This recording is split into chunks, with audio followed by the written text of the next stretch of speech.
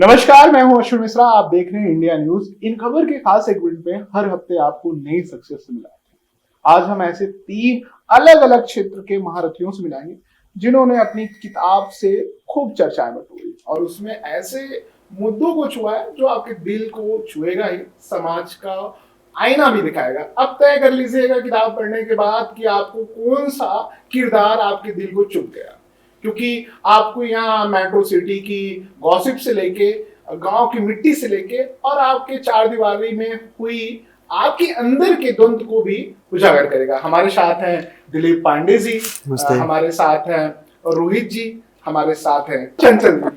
तीनों का बहुत बहुत स्वागत है सर इंडिया न्यूज पे। थैंक यू सो मच, बहुत बहुत शुक्रिया। अब परिचय बता ही रहे थे, थोड़ा और बता दें कि जिससे दोबारा थोड़ा दर्शकों को भी ना रहे। दिलीप जी के बारे में बताएं तो एक कंप्यूटर इंजीनियर से राजनीति का सफर तय करने वाले और 4 पुस्तकों के लेखक हैं और भी तमाम उपलब्धियां हैं। गूगल आपको मुझसे बेहतर बता पाएगा। और अगर बात करें चंचल शर्मा की, लघु कथाएं, नज्मों, समाज सेवा में गहरी रुचि वाली साहित्यकार है। मतलब आज के युग में जब साहित्य को लिखता है या पढ़ता है, अपने में पिरोता है, तो ये एक अलग आपको नजरिया देखने को मिलता है। तो चंचल को पढ़ने के बाद आपको ऐसा ही लगेगा। उस पर भी आगे बात करेंगे। रोहित जी की बात करें तो एक फिटनेस पे बहुत ज्यादा फोकस करते हैं, साथ में बिजनेस पे जुड़े बहुत सारे आपके स्टार्टअप भी हैं और उससे जुड़े आप चीजें कर रहे हैं, बातचीत करेंगे। सर, पहला सवाल आपसे ही है, क्योंकि ये जो पूरा मजमा बैठा है जो हम पंचायत करने जा रहे हैं उसके कहीं ना कहीं आप सारे कड़ियों को जोड़ रहे हैं। सर, कंप्यूटर इंजीनियर से राजनीतिक सफर, फिर साहित्यिक की ओर कैसे रुख किया? मतलब मैंने तो आपका कंप्यूटर इंजीनियर वाला भी सफर देखा, राजनीतिक वाला भी देखा, लेकिन लेखन के क्षेत्र में कैसे आना हुआ सर? तो मुझे लगता है कि मैं बड़ा कंफ्यूज आदमी रहा हूँ और कंफ्यूजन में बहुत सारी चीज़ें करता गया, सीखता गया, आगे बढ़ता गया। कोई योजना नहीं थी कि कंप्यूटर इंजीनियरिंग की पढ़ाई करने के बाद मुझे समाज सेवा में आना है या राजनीति में आना है। लेकिन इन सारी दुविधाओं के बीच एक चीज़ कंटिन्यू जो रही वो ये कि कलम सियासत या समाज सेवा में आने के पहले भी साथ थी और कलम आज भी साथ है, आने वाले वक्त में भी साथ रहेगी। मैं कॉर्पोरेट का हिस्सा था और उस समय अन्ना हज़ारे जी का आंदोलन हुआ, तो भले ही एक कॉर्पोरेट की ज़िंदगी जीते हुए अपने आप को पहले से ज़्यादा सुखी महसूस कर रहा था, पर सुकून की तलाश थी लगातार। और मन में ये था कि यार सिर्फ अपने लिए जीना अपर्याप्त है। और वो भाव जो है, मैं हांगकांग में जॉब करता था, वहाँ से हिंदुस्तान लेके आया, आंदोलन का हिस्सा बना। उस समय पॉलिटिकल पार्टी नहीं बनी थी, सिर्फ आंदोलन था सामाजिक। और जब वो सामाजिक आंदोलन राजनीतिक आंदोलन में कन्वर्ट हुआ तो हम साथ बने रहे। अब तब चुनाव लड़वाया करते थे, अब लड़े, विधायक बने और लिखना पढ़ना पहले भी था और आने वाले वक्त में भी लिखना पढ़ना जारी रहेगा। तो सृजनशीलता मुझे थोड़ा सा आदमी बने रहने में मेरा सहयोग करती है, इसलिए मुझे लगता है कि ज़रूरी भी है मेरे साथ। इसी पे एक और सवाल ही पूछ लेते हैं, फिर चलते हैं बाकी मेहमानों पर। तीरंदाजी, संगीत के प्रति आपकी रुचि हर कोई जानता है, जो आपको अच्छे से जानता है। इसका कितना फर्क आपको लगता है कि आपके लेखन शैली पे पड़ा या आपके जीवन में पड़ा?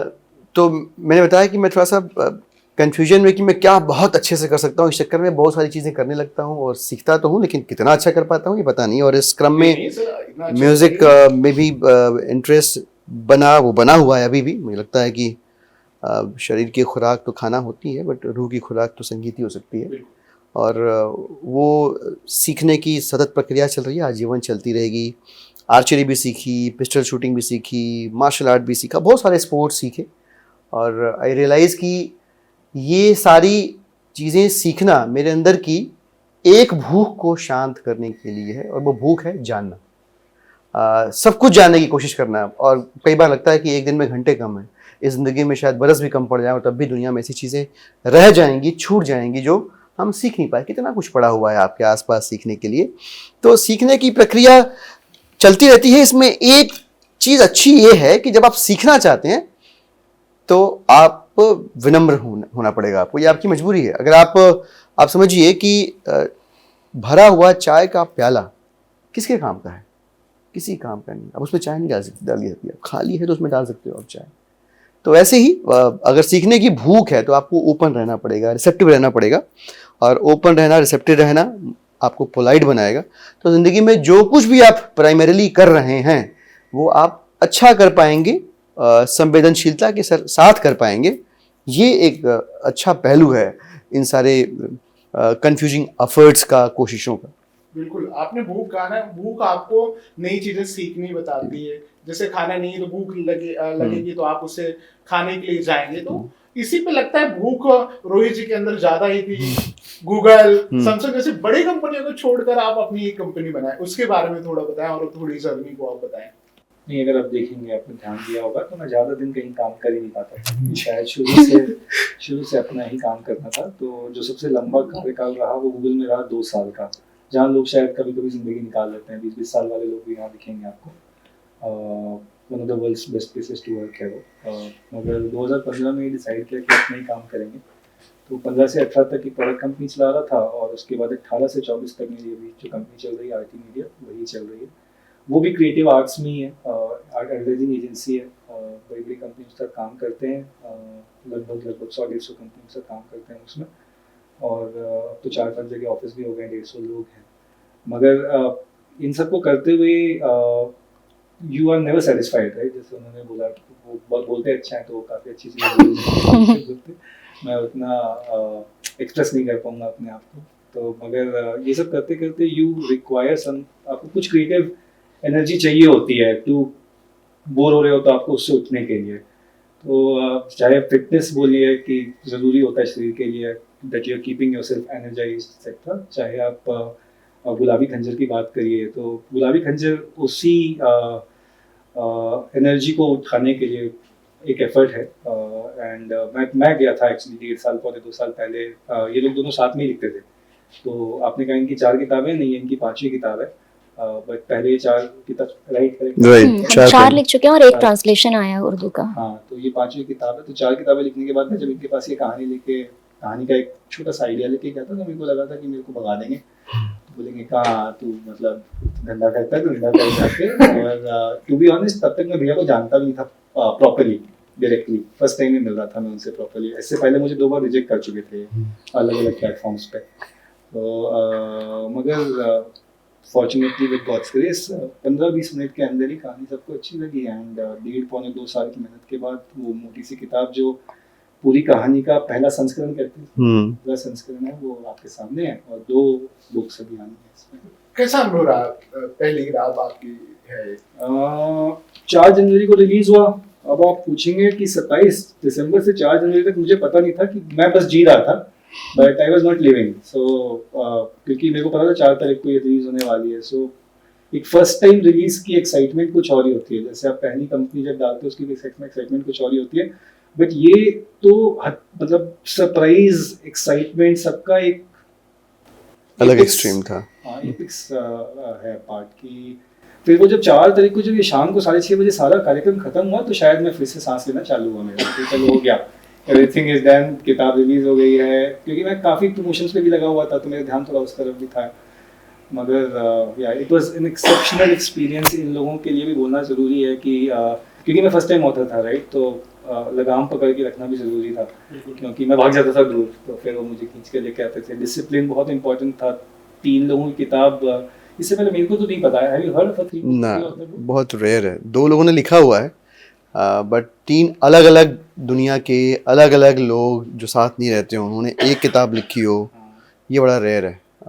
तो 3 लोगों का एक साथ आना, एक चीज़ पे अलाइन होना बहुत डिफिकल्ट है, ठीक है? और उसमें से तीनों हेड स्ट्रॉन्ग है, तो वो अलग हेड स्ट्रॉन्ग है, वो अलग हेड स्ट्रॉन्ग है।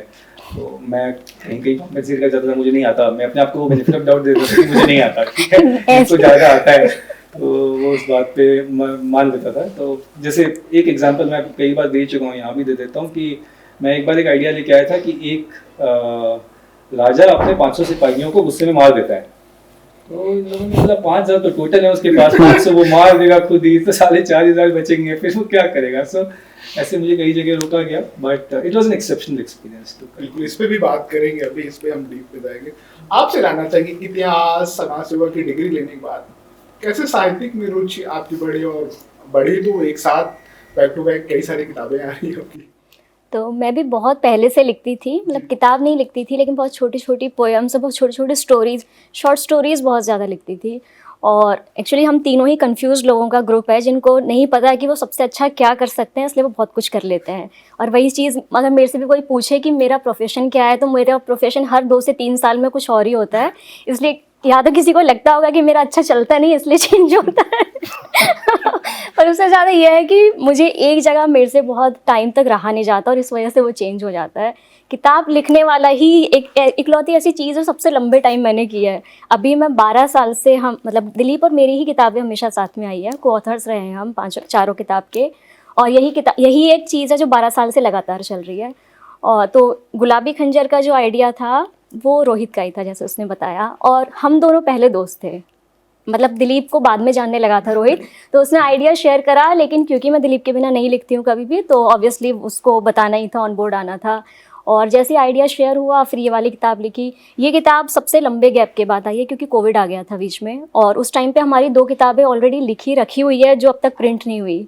लेकिन इस किताब को लाने का डिसीजन पहले इसलिए लिया क्योंकि हमें लगता है कि इसमें ज़्यादा पोटेंशियल है, और अभी जो और 2 किताबें आएंगी स्टोरी को काफ़ी हद तक पूरा करेंगी।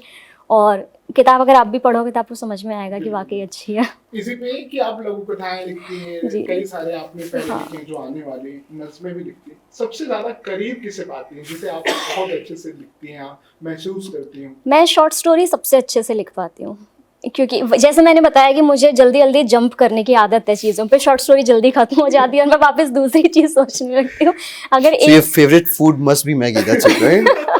नहीं तो एक टाइम तक बहुत लंबा कोई प्रोजेक्ट रहता है तो मुझे थोड़ी बोरियत होने लगती है उसमें। शॉर्ट स्टोरीज में ये फ़ायदा है कि आपको हर बार नया टॉपिक मिलता है हर एक, इसलिए शॉर्ट स्टोरीज फेवरेट है। योगा फिटनेस है और अब ट्रेंड है, तो कभी ऐसा लगा हो कि अब ध्यान भटक रहा है, दोनों अपने ऑथर को योगा को कुछ क्लासेस दिया? तो दिलीप योगा करते हैं साथ में मेरे, इसीलिए तो पूछा हाँ कई सारे फोटोज करके तो मैंने देखे। हाँ हमारे तो योगा गुरुजी यही हैं। हाँ एक्चुअली मैं ही योगा करवाती हूँ डीके को। राइटिंग में कितना प्रभाव पड़ता है? बहुत ज़्यादा पड़ता है, क्योंकि जब हमने किताब लिखी थी तो हमने एक सिटिंग में 10-10 12-12, तो किताब लिखने का प्रोसेस बहुत लंबा है।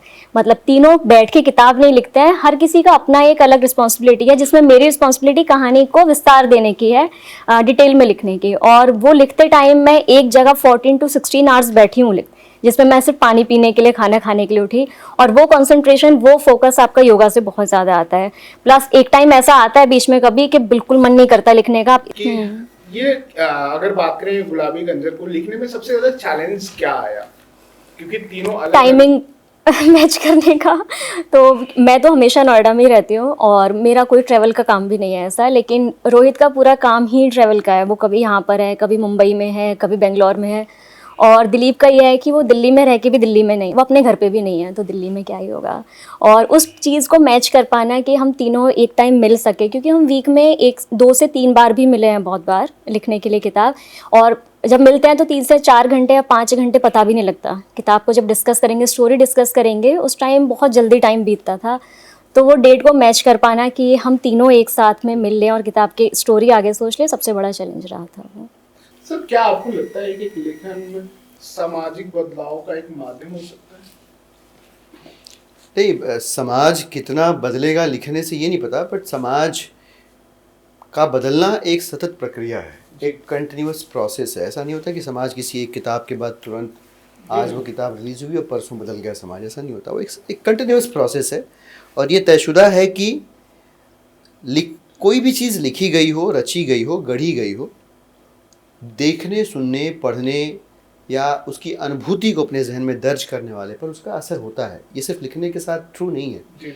कोई आर्टिस्ट है आपने, और वो ऐसा आर्टवर्क क्रिएट कर सकता है जिससे लोग कंपेल हों और लोग अंदर से रिवॉल्ट के लिए मोटिवेट हों, या जो उनके साथ गलत हो रहा है उसके अगेंस्ट वो रेसिस्ट करें। इस तरह की संभावनाएं होती हैं बहुत सारी। In fact I know one of my friend who did PhD in dissent through art, एक सब्जेक्ट था उसका। तो ये जो रचनात्मकता है, जो क्रिएटिविटी है, सृजनशीलता है, ये अपना असर तो रखती है, अपना इम्पैक्ट तो रखती है। लिहाजा मैं कहता हूँ अक्सर हर रचने गढ़ने वाले व्यक्ति से, लिखने वाले सृजनशील व्यक्ति से कहता हूँ कि जब भी रचो कुछ, गढ़ो कुछ लिखो, तो दायित्व बोध के साथ लिखो। जिम्मेदारी तुम्हारी कलम में सिर्फ स्याही हो तो काम नहीं चलेगा। अगर जिम्मेदारी नहीं है तो तुम एक गैर जिम्मेदार समाज, एक गैर जिम्मेदार नागरिक बना सकते हो, या वैसा होने की संभावनाएं बढ़ती हैं, प्रबल होती हैं। क्योंकि एक बार आपने लिख दिया, फ़र्ज़ करो, मैं आर्ट वर्क की नहीं बात करता, मैं सिर्फ लिखने की बात करूँ, आपने कुछ किताब में लिखा, अब वो आपकी लिखी हुई किताब, चाहे वो नज़्म है, गज़लें हैं, कहानियाँ हैं, वो पढ़ी जाएंगी, मंचों से पढ़ी जाएंगी या किताब की दुकानों से ख़रीद कर पढ़ी जाएंगी, तो आपके विचार का प्रसार उन शब्दों के पढ़े जाने के साथ साथ बढ़ रहा है, आपके विचार का प्रसार, उसका असर का दायरा भी बढ़ रहा है। तो आपके असर का दायरा जो है समाज के लोगों पर जब बढ़ रहा है, तो आप अगर गैर जिम्मेदार होंगे तो जिन पे असर है वो क्या महसूस करेंगे आपको लेके। इसलिए मैं हमेशा इस बात के ऊपर जोर देता हूँ और कहता हूँ अक्सर कि बगैर सेंस ऑफ रिस्पॉन्सिबिलिटी की कुछ रचिए गढ़िए मत। मैं आपको बताऊँ, अभी बड़ा ताज़ा तरीन उदाहरण है, किसी एक स्टैंड अप कॉमेडियन ने कोई एक जोक क्रैक किया और उस जोक के क्रैक होने के बाद उसका बहुत नेगेटिव इम्पैक्ट कुछ महीनों बाद देखने को मिला। फिर वो स्टैंड अप कॉमेडियन रियलाइज़ करता कि मैंने सोचा नहीं था कि ऐसा होगा, सोचना चाहिए था। जब आपकी बात पब्लिक में है, जब आपके बात के प्रचार की प्रसार की संभावना है, तब आप ये उसी पल आप ये लग्जरी खो देते हैं कि आपने सोचा नहीं था कि ये हो सकता था। आपको सोचना पड़ेगा, बगैर सोचे मत कहिए, मत लिखिए, मत गढ़िए, या आप नहीं सोच सकते हैं तो इनमें से कुछ भी मत करिए, आप कुछ और कर लीजिए। आप जाइए मूंगफली पकौड़ा बेच लीजिए, लेकिन ये सब मत करिए। बिल्कुल, बहुत सही बात कही सर ने कि सोशल मीडिया का प्रभाव बहुत ज़्यादा है। तो जब आप लिख रहे थे, आपके जहन में स्टोरी आइडिया आया था, आपके जहन में तो ये बात तो चल रही होगी ना कि 90 सेकंड में हर कोई हर चीज़ जानना चाहता है उस हम दौर में। तो आपके दिमाग में कैसे आया, क्योंकि आपकी किताब नो डाउट बहुत अच्छी है, लोगों को पढ़नी चाहिए, तो उस चैलेंज को कैसे आपने हैंडल किया? आप कह रहे हैं how do you fight the 90 second reel? बाकी सोशल मीडिया हो सकता है आपकी बुक का एक गलत नरेट करके लोग डाल दें और बाद में आपको सफाई देनी पड़े। कई सारे चैलेंजेस होते हैं आज। वो हो रहा है, वो जो आपको 3 लोग दिख रहे हैं वहाँ पे, कई लोगों ने सोचा है कि वो 3 ऑथर्स हैं, ठीक है, तो वो जो पोस्टर है, तो ऐसा यू कांट कंट्रोल द, मतलब बहुत ज़्यादा नैरेटिव को कंट्रोल करने की कोशिश करोगे तो आप नैरेटिव को कंट्रोल करने की कोशिश में अपनी चीज़ को बताना भूल जाओगे। जी। हमारा काम है कि हमने क्या किया है, उसको आगे कैसे प्रोजेक्ट करना है। जहाँ तक आपकी how do you control the small snippets versus large content, तो अभी भी जो सबसे बड़ी फिल्में बनती हैं वो सबसे ज़्यादा चलती हैं यूट्यूब पे। लार्ज कंटेंट के पीछे यूट्यूब टीम बहुत पैसा खर्च करके उसको ऊपर सब्सक्राइब कराने के लिए लेके आती है। सो लार्ज कंटेंट की अपनी वैल्यू है, लार्ज कंटेंट की वैल्यू अपनी रहेगी हमेशा। सो वो 90 सेकंड कंटेंट चाहे रील्स हो चाहे शॉर्ट्स हो, वो बहुत ज़्यादा कंज्यूम हो रहा है, लेकिन 10 मिनट का कंटेंट, 15 मिनट का कंटेंट, रेसिपी वीडियो जो यूट्यूब पे होती है या बड़ी कहानियाँ जो यूट्यूब पे चलती है, वो भी अपना काम कर रही है। तो इसीलिए उससे हम कभी पर्टर्ब नहीं थे। कहानी का आइडिया इतना अमेजिंग था जब हम लोगों ने इस पर, मतलब मैंने तो छोटा सा स्निपेट लेके गया था मैं कि क्या हम इस पर कुछ कर सकते हैं। कहानी का आइडिया जब बनते बनते बड़ा हुआ तो इतना अमेजिंग निकल के आया कि जब तक हमने किताब ख़त्म नहीं करी थी उसी समय हमारे पास इंटरेस्ट आने लग गए थे to convert it into a movie pictures. So क्योंकि भैया कहीं कहीं बात करते थे अबाउट द स्टोरी, मेरा भी काम वही है एडवर्टाइजिंग का, तो हम भी कहीं कहीं बात करते थे। सो बिफोर इवन सेकंड किताब में थे हम उस समय, हम सेकंड किताब में थे उस समय, वे बिफोर द लॉन्च हमारे पास ये इंटरेस्ट जनरेशन चालू हो गया था कि इसको मूविंग पिक्चर्स में कन्वर्ट करने का क्या काम कर सकते हैं, तो वो कन्वर्सेशन चल रही है। बिल्कुल। लौटो गो फिर आपके पास, आप बताएं कि कौन आपकी जो किताबें हैं इनमें समाज का कौन सा पक्ष झलकता है आपको? इस वाली किताब में? अच्छा, तो वैसे ये युद्ध की स्टोरी है, पूरी वॉर स्टोरी है, इसमें कबीले बताए हैं, लेकिन जब भी आप कबीले की स्टोरी लिखते हो या गांव की स्टोरी लिखते हो तो वो एक्चुअली समाज का प्रॉपर आईना रहता है, क्योंकि गांव में जितनी कहानियाँ उतनी शहरों में नहीं होती। शहरों में हम गांव की कहानियों को छोड़ छोड़ के आए हैं और बहुत छोटी छोटी सी ज़िंदगी जी रहे हैं, बहुत छोटी छोटी सी एक, मतलब जो प्रॉपर आपको पूरा समाज दिखाई देगा वो अभी भी वहीं पर है, गांव में छोड़कर आए हैं हम। तो बिल्कुल इसी तरह से इस वाली किताब में भी युद्ध की कहानी तो है, लेकिन जो कबीले बताए हैं उनका अपना घर संसार है, अपने परिवार है उनके, वहाँ पर भी रिश्ते हैं और लव स्टोरीज इसमें बहुत सारी हैं। तो युद्ध की कहानी है लेकिन बैकग्राउंड में 5 से 6 अच्छी बढ़िया लव स्टोरीज़ हैं। अब बहुत सारे लोग जब किताब पढ़ेंगे तो क्योंकि सोसाइटी बहुत बड़ी है, लोग अलग अलग तरह के वहाँ पर रहते हैं, हो सकता है बहुत सारे लोग किताब की किसी कहानी को जज भी करें, हो सकता है कि जिसको वो जज कर रहे हो किसी और की रियल लाइफ का ही आईना हो, मतलब किसी और को वो अपनी ज़िंदगी जैसा लगने लग जाए। तो किताब जिस सबका परसेप्शन अलग है, किताब को पढ़ने का भी अलग होगा, समझने का भी अलग होगा, लेकिन अगर बात करें कि किताब में मेन क्या है तो वॉर है और लव स्टोरी, और दोनों एक जैसी है। सर आपसे समझना चाहूंगा, दहलीज पर दिल, जिसमें आपने प्रेम, रिश्ते, परिवार के जटिल पहलुओं, कहानियों, समाज, लोगों की असाधारण भावनाओं को उजागर किया, किसी भी पाठक के लिए उसके रिश्तों की गहराई, उनसे जुड़े चैलेंजों को विचार करने पे मजबूर करती है। इसके बारे में थोड़ा बताएं, इसके बारे में। देखिए, अब किताब की कहानी और किताब के किरदार हर पढ़ने वाले को जी छूते हैं, स्पर्श करते हैं, और उसकी सफलता की यात्रा वहाँ से शुरू होती है जहाँ हर पढ़ने वाला उसमें अपने आप को कहीं ना कहीं ढूंढ लेता है। जी अपने को अगर ढूंढ लिया तो मतलब किताब चल रही है, बहुत सारे लोग ढूंढ पा रहे हैं अपने आप को। इसकी दूसरी तरफ अगर देखेंगे तो ये मौका सिर्फ एक लेखक को मिलता है और एक कलाकार को मिलता है। एक आदमी के अंदर, वो कहते हैं ना, एक बड़ा हर आदमी के अंदर होते हैं 10-20 आदमी, इस तरह का एक शेर भी है। फ्राइड साहब कहते थे कि हर आदमी के अंदर 3 आदमी तो कम से कम होते हैं, इससे अधिक भी हो सकते हैं। हम जब लिखते हैं ना तो मानवीय भावनाओं के जितने भी वो होते हैं, ह्यूमन इमोशन जितने भी तरह के होते हैं, इनफैक्ट हर वो इमोशन को हमको जीने का मौका मिलता है। हम किरदारों को जब लिख रहे होते हैं तो हम फ़र्ज़ करिए इस किताब में किरदार है बख्तियार, जब वो गुस्सा होता है तो हो सकता है कि जिस तरह से वो गुस्सा होता है उस तरह से हम भी कभी गुस्सा हो रहे हों या होते हों, ये पॉसिबिलिटी है। और ये मौका सबको मिलता नहीं है, पढ़ने वाले को नहीं मिलता, या तो अदाकार को मिलता है या किताब लिखने वाले अदीब को, मुसन्निफ़ को, लेखक को मिलता है वो मौका कि वो अलग अलग किरदारों में अपने ही व्यक्तित्व की छोटी छोटी स्निपेट्स को एम्बेड करके उस किरदार को एक संपूर्ण किरदार, एक संपूर्ण पात्र बना के किताब में जगह दे, और वो किताब का पात्र जो है फिर उन लेखकों की जहनियत को अपने ज़रिए पाठक तक संप्रेषित करे, पहुँचाए। ठीक है, इसी तरह से जो पाठक और लेखक के बीच का रिश्ता है वो ऐसे ही बनता है। मैं किसी एक किरदार में नहीं हूँ, हो सकता है कि किसी एक किरदार से कोई पूरा का पूरा जुड़ जा रहा हो, मैं 10 किरदारों में हूँ उस किताब के अंदर। तो लिखने पढ़ने का जो असर है और जो तरीका है, मुझे लगता है कि ऐसे ही होता है। और हमने भी बिल्कुल ऐसे ही ये किताबें लिखी हैं। इसमें 3-4 प्रमुख महिला पात्र हैं, तो कई सारे इसमें पुरुष पात्र भी महत्वपूर्ण हैं। और किताब की कहानी, जैसा कि आप जानते हैं, ये हिस्टोरिकल क्राइम फिक्शन है। मतलब ये है हिस्टोरिकल फिक्शन का कि रेफरेंस पॉइंट इस किताब को लिखने का हिस्ट्री है, और उस रेफरेंस पॉइंट का पर्पज़ ये है कि उस काल खंड में पढ़ने वाले को ले जाकर छोड़ दें हम, और वहाँ से फिर फिक्शन स्टार्ट होता है। तो वहाँ से कहानी की अपनी अग्रिम यात्रा भी शुरू हो जाती है। तो ये था। सर ये कॉल सेंटर के बारे में जानना चाहेंगे जो आपके Right. इसके पीछे, जैसे आप कॉर्पोरेट जीवन, तनाव, उसके प्रभाव को आपने इसमें छुआ है, युवाओं के चीजों को आपने चैलेंज, उनके कैसे सपने टूटते हैं उसके वर्णन किए, इसके बारे में बताएं आप थोड़ा। Call centre is a very interesting book.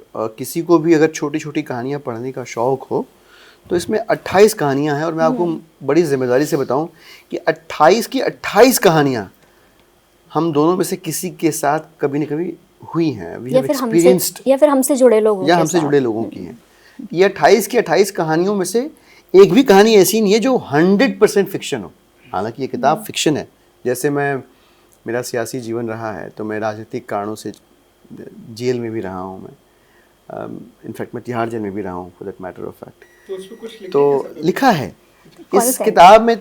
Call centre जिस किताब का आप जिक्र कर रहे हैं, उस किताब में तकरीबन 5-6 कहानियाँ ऐसी हैं कि वो तिहाड़ जेल में जब मैं था, मेरा जो तिहाड़ जेल का प्रवास था, जो 4-5 दिन का तप का समय था, उस तपस्या काल के दौरान में कुछ लोगों से मिला उस जेल में, और जिनकी निजी ज़िंदगी की कहानियाँ छू गईं। तो उनका नाम वगैरह तो बदला है क्योंकि उनसे परमिशन ली नहीं, और थोड़ा सा ड्रामेटाइज़ भी किया है। बट असल कहानी, जैसे मैं आपको बताऊँ, एक छोटी सी कहानी बताता हूँ मैं। एक किराएदार करके कहानी है कॉल सेंटर में, है ना।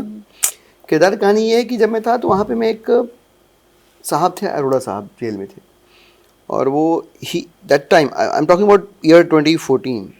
उस समय वो 80-82 साल के थे करीब, और वो रेप चार्जेस में जेल में थे, अटेम्प्ट ऑफ रेप।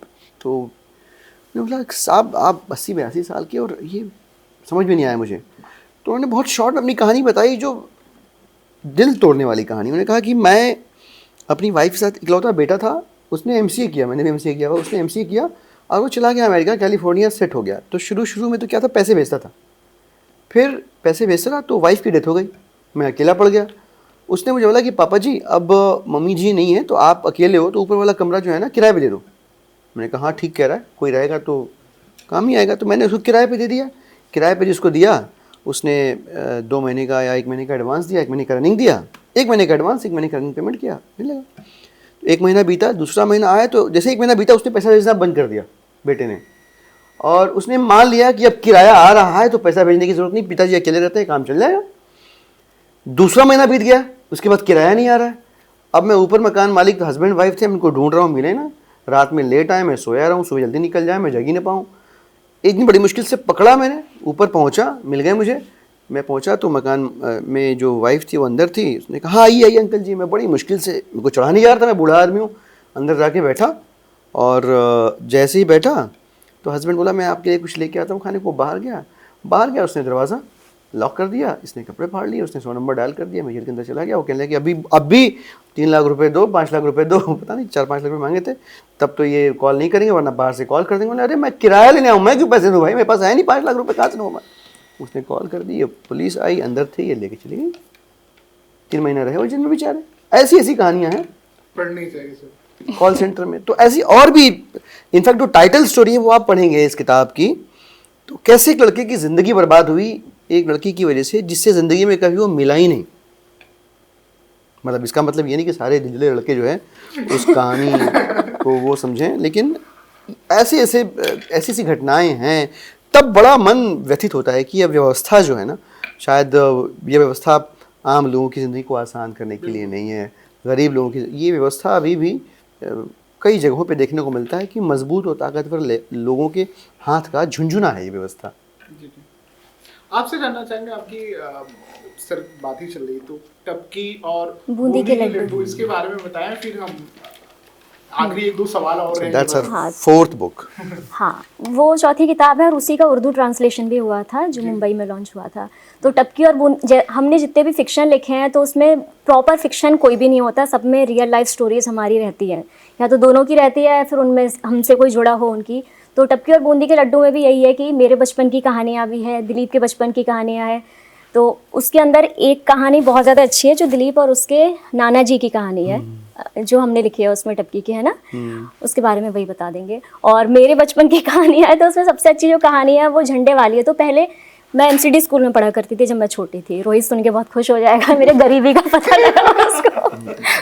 तो MCD स्कूल में एक टाइम पे हुआ करता था कि हमें लेकर जाते थे चुनाव के टाइम पे, छोटे बच्चों को हाथ में झंडा पकड़ाते थे किसी पार्टी का, और बताते भी नहीं थे कि वो क्या कर रहे हैं, और कॉलोनी में घुमाते थे वोट मांगने के लिए, और 2 बूंदी के लड्डू का लालच देके। कहानी का जो टाइटल टपकी और बूंदी के लड्डू ही था।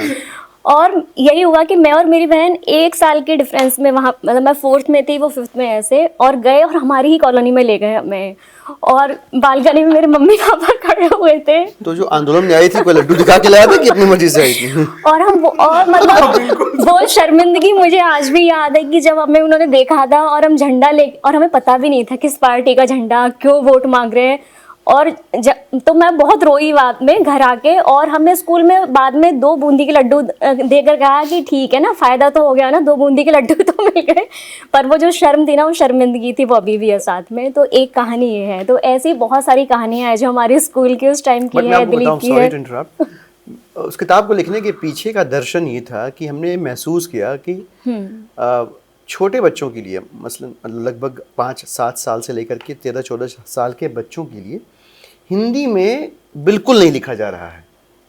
एक वजह ये थी उस किताब को लिखने की, और सारे मेल करें। और दूसरी वजह ये थी कि जो लिखा भी जा रहा है उस लिखने के जरिए बच्चों को फैंटेसी लैंड में जिंदा रखा जा रहा है। जैसे डोरेमोन, वो उसके पास कोई गैजेट है, उससे होमवर्क कर देता है, या शकालका बूम बूम एक पेंसिल है, जो बना दो वो असली बन जाता है। तो हकीकत की दुनिया से दूर रखा जा रहा है। और तीसरी वजह इस किताब को लिखने की थी कि जो कुछ भी है, जो कुछ भी लिखा गया है उसमें हर जगह मेल कैरेक्टर्स डोमिनेट कर रहे हैं। शिनचैन, नोबिता, भीम, हर जगह वही। ये तीनों चीजें ठीक नहीं है। बच्चों को हकीकत के पास रखो। अच्छा, चौथी वजह भी थी एक कि अतीत में तो बहुत अच्छा अच्छा लिखा गया है बच्चों के लिए, लेकिन अब के समाज में पल बढ़ रहे बच्चों के सीखने की आवश्यकताएं अलग किस्म की हैं। पहले ये ज़रूरी था, आज भी ज़रूरी है कि सच बोलना चाहिए। पंचतंत्र में बहुत सारी कहानियां हैं जो बच्चों को सच बोलना सिखाती हैं, लेकिन अब बच्चों को ये कौन बताएगा कि मोबाइल फ़ोन असली दोस्त नहीं है। तुम्हारे घर के बाहर गली में जो बच्चे खेल रहे हैं वो तो उनमें से कोई तुम्हारा अच्छा दोस्त बन सकता है। जाओ खेलो, निकलो अपने कमरे से बाहर, ये कौन बताएगा उनको। तो ऐसी कुछ कहानियां तो हों जो आज के बच्चों को आज के दौर के लिए ज़रूरी शिक्षाएं दें। हाँ, ये 4 वजह थी। तो ये उस किताब कहानी को उसमें लिखने भी है, मोबाइल फोन के यूज के ऊपर भी उसमें Right. कहानी है डब के वाले में। तो हमने सारे ऐसे उसमें टॉपिक्स लिए हैं जो कि हम बच्चों को अगर वह समझाए तो उनको उपदेश जैसे लगते हैं, लेकिन जब कहानी की तरह पढ़ते हैं तो उन्हें खुद से समझ में आता है। बच्चे फोर्स चीजें कभी भी नहीं समझते हैं, उन्हें जबरदस्ती के ज्ञान नहीं अच्छे लगते। तो ये इस किताब में हमारे ऐसा लास्ट है। राउंड है वन वर्ड में। सर आप कौन से राउंड में कि अगर आपको अपनी किताब के किरदार के लिए बॉलीवुड स्टार को लेना हो तो आप किसे चुनेंगे? आप तीनों को जवाब देने। ओके, तो मैं बख्तियार वाला बता देता हूँ। मुझे लगता है कि बख्तियार वाले किरदार के लिए रणवीर सिंह बेहतरीन होंगे, अच्छे होंगे, जिस तरह का किरदार है। जी, मैं रुद्रप्रताप बता देता हूँ, रणबीर कपूर ठीक रहेंगे। आपने? मैं रूपाली का बता देती हूँ, दीपिका पादुकोण अच्छी ओके, अच्छा sir, I have a second option. Bakhtiyar के लिए ऋतिक रोशन भी अच्छा काम कर सकते हैं, जिस तरह का किरदार है, जिस तरह का कैरेक्टर स्केच है उस हिसाब से। हाँ, तो बख्तियार के लिए Hrithik Roshan would also be a. Meenakshi के लिए आलिया अच्छी रहेगी, वो थोड़ा सॉफ्ट सा कैरेक्टर है वैसा। So let all go to them. ये सारी बातचीत उन तक पहुंचे, ऐसी हम कामना करते हैं। सर अगर आपको अगले 24 घंटे किसी सुपर पावर के साथ जीने को मिले तो वह क्या होगी और आप सबसे पहले क्या करेंगे? मुझे एक ही सुपर पावर चाहिए कि बाकी सारे संघर्ष एक तरफ, आदमी की सेहत ठीक होनी चाहिए। तो मुझे लगता है कि अगर कोई मैजिक हो तो यार सब निरोगी रहें, पहले तो ये ज़रूरी है बड़ा। बाकी सब चलता रहेगा, पर सेहत बहुत ज़रूरी है, हेल्थ बहुत ज़रूरी है। मैंने बहुत देखा है। हाँ, तो 24 घंटे में यही कहूँगा कि भाई ज़िंदगी भर सब सुखी रहें। आप? अच्छा, सबके लिए वो जी बिल्कुल, वन वर्ड में। बहुत सारी चीजें हैं ना, मतलब एक से कैसे होगा। मैं तो व्यापारी आदमी हूँ, तो घंटे बढ़ा दे तेरे दिन के। सब चीजें चाहिए। तो शायद मैं कॉलेज में भी यही बोलता था कि एक बार देश का प्रधानमंत्री बनने का मौका मिले 24 घंटे के लिए, तो फिर शायद बहुत सारे बदलाव लाए। डन। बन भी सकते हैं, बाकी वो किसी और दिन हम दिलीप सर के साथ बातचीत कर लेंगे उसपे भी। मैम आपको क्या लगता है? मुझे 24 घंटे मिले तो मैं एजुकेशन सिस्टम में आर्ट को डालना चाहूँगी कि बच्चों को जो करना चाहते हैं वो करने दिया जाए, लिखने दिया जाए, पेंटिंग करना चाहते हैं वो, लेकिन किताबी ज्ञान से हटा दिया जाए और उन्हें मनमर्जी का सीखने दिया जाए उसमें। सर कोई ऐसा पाठक मिला हो या कोई ऐसा फीडबैक जो आपको बड़ा फनी लगा हो? तीनों से सवाल। फनी नहीं, इंटरेस्टिंग लगा। जी। तो अभी 50-60 लोगों ने किताब पढ़ के, हम पढ़ तो बहुत सारे लोग चुके हैं, बट 50-60 से ज़्यादा लोगों के फीडबैक हमारे पास आ चुके हैं, बहुत डिटेल्ड फीडबैक। और एक जो सबसे रोचक फीडबैक, मेरी एक दोस्त हैं, नीतू नाम है उनका, वो अमेठी की हैं। जी। तो उनका एक फीडबैक था कि, और बड़ा ज़रूरी था फीडबैक, वो उन्होंने कहा कि तुम 3 लोगों ने मिलकर किताब लिखी है, लेकिन मुझे एक जगह भी ये नहीं लगा, विचारों का बिखराव नहीं लगा, या जो फ्लो ऑफ आइडिया है वो ब्रेक होता हुआ नहीं लगा, और कहीं भी महसूस नहीं हुआ कि 3 लोगों ने किताब लिखी है। ऐसा लगता है कि एक ही कलम लगातार चल रही है, इतनी सततता है, इतनी निरंतरता है, इतना फ्लो है स्टोरी में। सो मैं सुबह मॉर्निंग कॉफ़ी पे था अपने, जब मेरे पास वो इंस्टाग्राम पे आया कि somebody had tagged me, और उसमें ये लिखा हुआ था कि पता है आप लोगों को ऑथर भी 3 है, पोस्टर पे लोग भी 3 हैं। कॉफी ऑलमोस्ट फेल होने की सिचुएशन आ गई थी, और दिमाग लगा रहा कॉन्स्पिरेसी थ्योरी की तरह जो बताया जाता है ना कि पता है आपको ऑथर भी 3 है, पोस्टर पे लोग भी 3 हैं, अच्छा वॉल्यूम भी 3 है, वॉल्यूम भी 3 है।